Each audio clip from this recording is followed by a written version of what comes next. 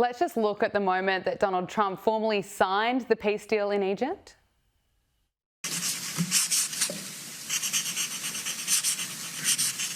This took 3,000 years to get to this point. Can you believe it? And it's going to hold up, too. It's going to hold up. John, it was just incredible to see the hostages finally coming home after 2 long years. Now, Donald Trump says that phase 2 of the ceasefire deal begins now, and he's already been calling out Hamas for delaying handing over many of the bodies of hostages that need to be returned to Israel straight away. He wrote on Truth Social, "The dead have not been returned as promised. Phase 2 begins right now." Now, as part of this ceasefire deal, Hamas will, of course, have to disarm, and the president was asked about this today at the White House, and he was very clear that he's not playing games. We have told them we want to disarm, and they will disarm. And if they don't disarm, we will disarm them. And it'll happen quickly and perhaps violently. But they will disarm. Do you understand me? Yes, you say because quickly. you always, everyone says, oh, well, they won't disarm. They will disarm.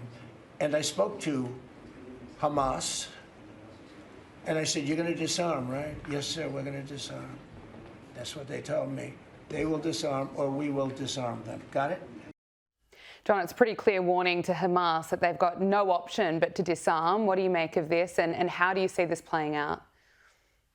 Well, it's interesting because if you look at Trump's 20-point plan, only the first couple of points have actually been implemented. And what it contemplates is that other Islamic countries in the Middle East are going to come in, and there will be an international group that takes control in Gaza on a temporary basis and basically kicks Hamas out. Now, it remains to be seen whether the will is actually there in these other Middle Eastern countries to do that. I don't know what's going to happen there. And when Trump says they got to disarm or we will disarm them, I don't believe American troops are going to Gaza. So I think it's very much in doubt as to exactly what is going to happen with the leadership of those people. Okay, we'll be watching it very closely. Now, President Trump also met with Argentina's President Javier Milei at the White House today. Now, Javier Milei attended the ceremony honouring Charlie Kirk, but he was there to meet with Donald Trump for financial support for Argentina in the form of a $20 billion currency swap. Now, it's interesting, President Donald Trump directly tied the $20 billion lifeline to Javier Milei's success in the upcoming midterm elections. He says that if Milei loses, that we are not going to be generous with Argentina. So Argentina is holding a midterm congressional election on October 26th that is widely being seen as this referendum on Milei's policies.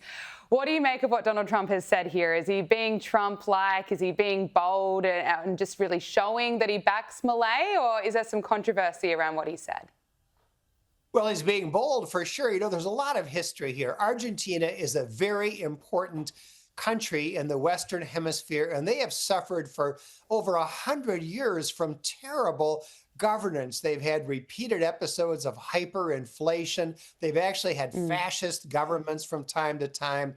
Milei has done a terrific job in Argentina. He has brought inflation under control. That's one of the most important things. Now there's some kind of a run on the Argentinian peso. I'm not sure exactly why. Investors are fleeing the peso and going to dollars. And so this swap that President Trump has agreed to of dollars for pesos counteracts that and helps to shore up the value of the peso. So I think this makes a lot of sense because Argentina is a very important ally of the United States. And it's important to the whole Western Hemisphere that Argentina be a stable country. Now, some people undoubtedly are going to criticize Trump for saying, yeah, this depends on Milei staying in power. All I can say is that he's not the first president to meddle in foreign elections. Barack Obama did it in spades. It's not unusual. And at this time, at least, I think it is being done in America's self-interest. Yeah, any excuse to criticise Donald Trump, it will be written about, that is for sure. John Hinderaker, President of the Centre of the American Experiment, thank you so much for joining us.